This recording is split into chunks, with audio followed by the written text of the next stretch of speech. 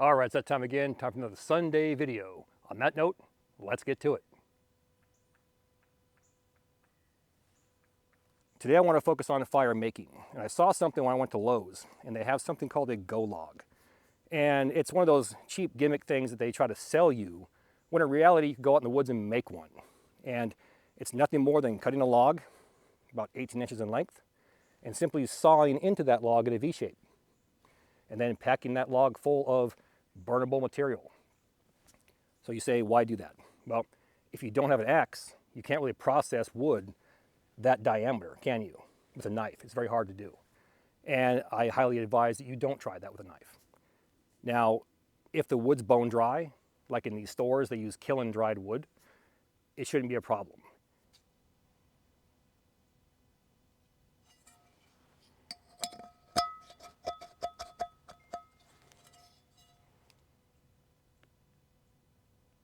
Before we get too far down the trail, we have 100 Corporals Corner Big Boy skillets dropping to my website as we speak. That's corporalscorner.com, and that link is in my video description box. The skillet has a removable handle. It's space saver, just lock it back on there. And it fits inside of our Big Boy skillet bag along with a 6x12 grill and a full-size spatula. These are available on the website as well. Check them out. One thing real quick here, this skillet model will be discontinued in 2 weeks. Once again, it will be discontinued in 2 weeks to make room for something else. So grab them while you can. We have 100 available as we speak. corporalscorner.com. If the wood's marginal, a little bit damp, all the stuff you pack inside there, say fat wood shavings from processed fat wood, or poplar bark, cottonwood bark, aspen bark, so on and so forth, and create a small stove in those grooves or a mini campfire inside the log. At some point, it's going to dry that log out and it's going to take. And then you can just stack these logs on top of each other. So in a way, you're pre-processing wood, if that makes sense. Simply cover it up, use it at a later date. If you're out in the woods, you have marginal wood, no axe, no way to split that wood, then you can go from there. The key to this is you need a good saw. A bow saw or a buck saw works perfect. Ideally, use a chainsaw. But then stop and think about, if I have a chainsaw, why would I go through this? So I found this piece of poplar that I had cut like 2 years ago. So it's nice and seasoned, it's sitting out here. It was actually leaning against a tree. Hopefully it's not too damp or wet, but it should do exactly what I want it to do.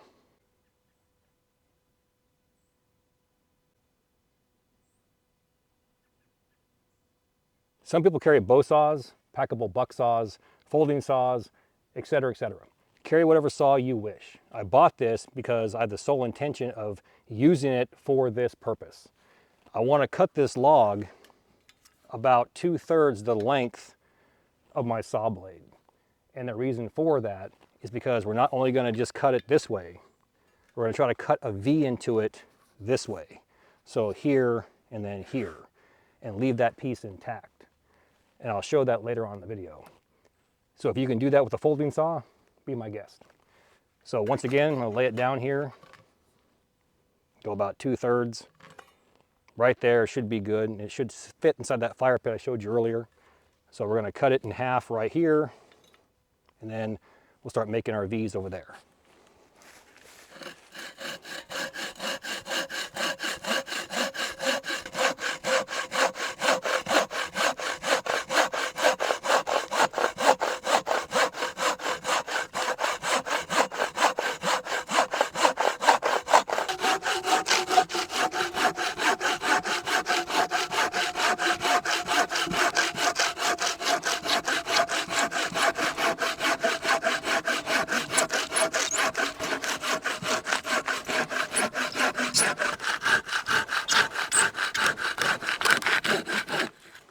So just doing that small amount of work at 45 degrees Fahrenheit, I'm starting to sweat. I already feel my back starting to get sweat. So here's the reality once again of that layering system. Does it work? 100% it works when you're at rest. Sitting around, hanging out, driving around all day. Any type of movement where you're under stress, hiking, cutting wood, chopping wood, etc., you're gonna start to sweat. If I get too cold, I can put warm clothing back on. If my clothing is soaking wet, I'm going to freeze to death and invite hypothermia. So I'm going to hang this over a tree, keep it dry, and get back to work. There's a natural crack right here. We talked about sawing into this. One's already done for us. All I got to do now is pick a point and make my secondary cut and stop about right there. Or I could pick that crack right there and do it on that one.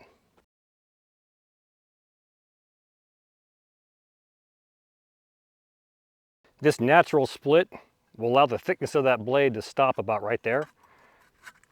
On this side back here, we need to angle it down a little bit and sort of match them up.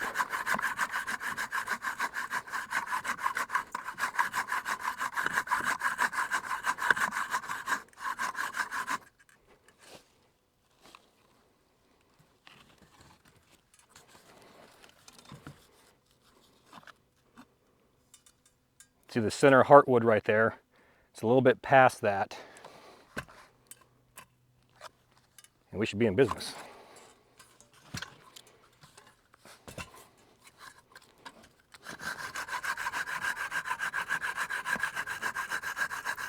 Somewhere along here and try and get it the exact same spot.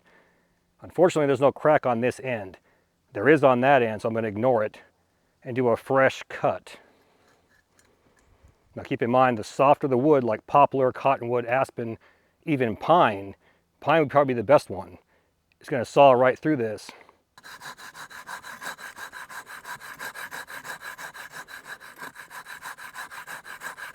So the key to get this started is make a line like I showed you, then tilt it forward,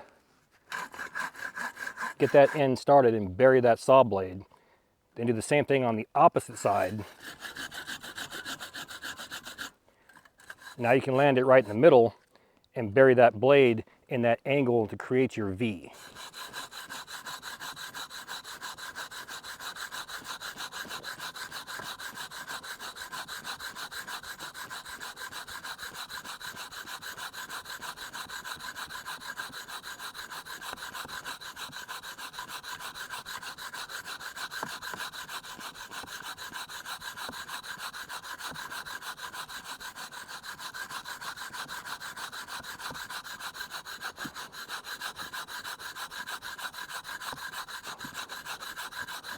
After about a minute or so, the blade's now buried. This wood is relatively soft, so just keep cutting in that angle and match up both ends, and you're in the game.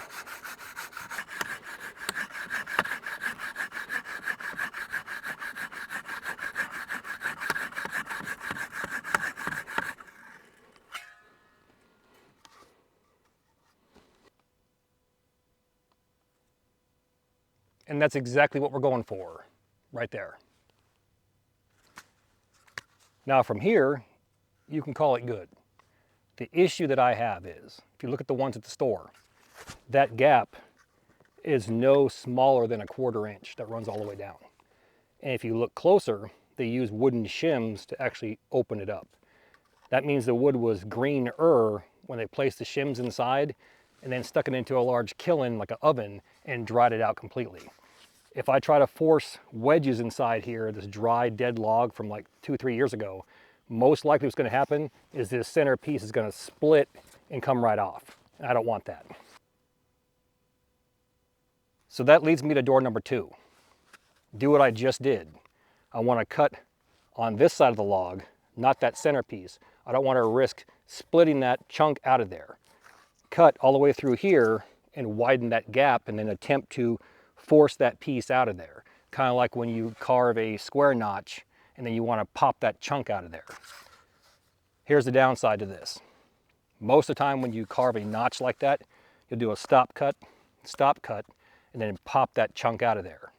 You're cutting against the grain. If I'm cutting with the grain, trying to pop a chunk out with the grain, what tends to happen is it wants to shred and splinter across like this. And in my opinion, it'd be almost impossible to get that out of there. We'll try that, see what happens. Worst case, it will open up this side where I can still stick a wedge inside there. However, I want to try to get this at least 1/4 inch to 3/8 gap all the way across. That way I can stuff that thing full of fat wood shavings and utilize the exterior bark on here as well. Pack that in there, and then I can light it. So let's go ahead and try to see if we can split that first with our knife. If it's a no-go, we'll abandon that and figure something else out.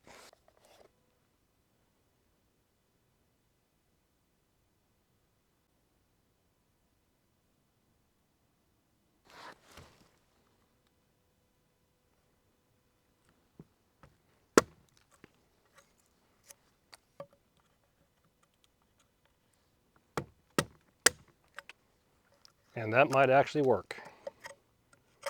All we got to do is open that channel up for 2 reasons. One, because we want to stuff debris inside there, like I mentioned, like fat wood shavings, as well as bark. But at the same time, what I want to do here is I want a channel for airflow.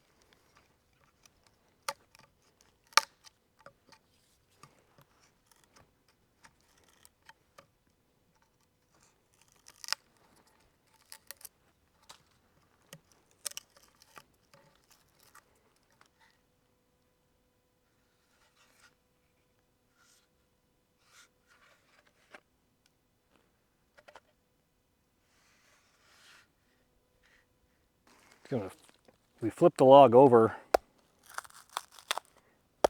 I want to get some of this inner bark fibers. There we go, look at that.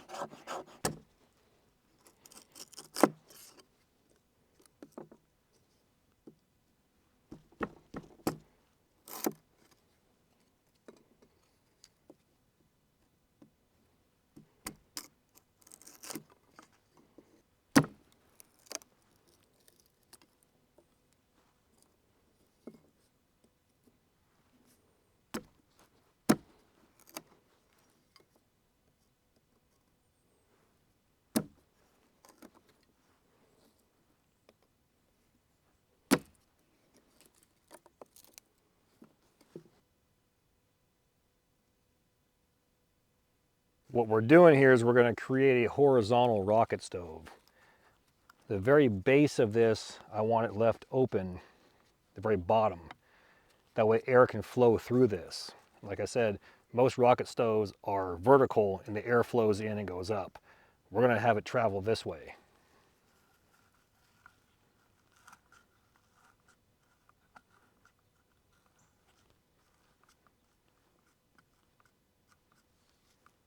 And as this burns out, it's going to open it up and actually allow more airflow in there.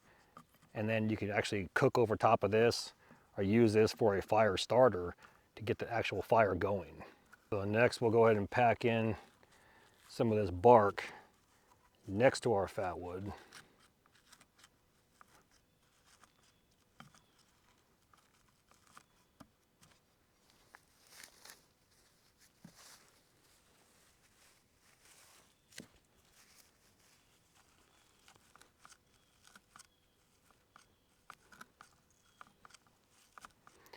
And like I said, the wider you make this, the easier it's going to be to get it going. Last thing I want to do here is add some wicks inside here.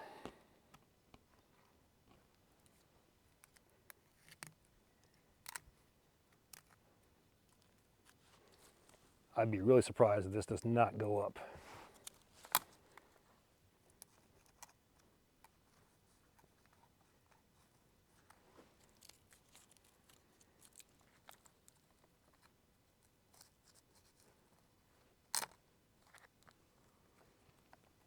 So we're taking these slivers right here, and all we're doing is we're just shoving them in an angle, and we're going to create a spot that you can actually light on fire directly, or once the flames hit this, it's going to catch it. It's going to burn for a long time.